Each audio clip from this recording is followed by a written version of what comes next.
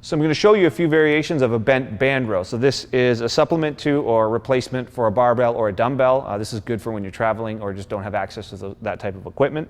Right off the bat, the tension in the band is determined by how much band you're stepping on.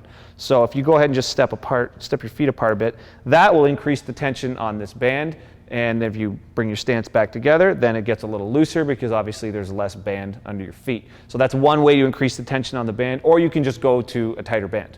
So I'm going to show you a few arm positions for this that's going to work different parts of your back.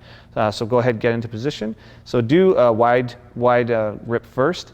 So as you can see, when Julie's rowing the band, just keep going, just do reps. Her elbows are flared, so that means they're further apart from her body. Again, in this position, whenever your elbows on a row are away from your body, it's going to force the pressure across the top of your back. So traps, rear delts, and upper back are doing the work. So if you switch to a narrow elbow position, so go.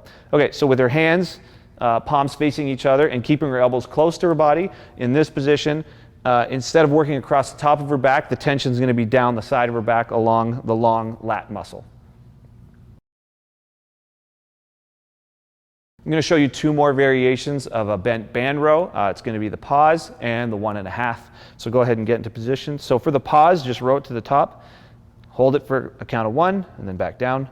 Again, back to the top. Hold it for a count of 1, back down. So the pause is basically count 1 second or so in your head. Don't get out of hand pausing for 2 and 3 seconds. 1 second is more than enough, and that just increases tension on the working muscle.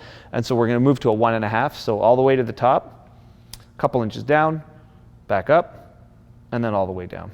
And repeat that. So with a 1.5, the same thing. It's just a way to increase tension on the working muscle.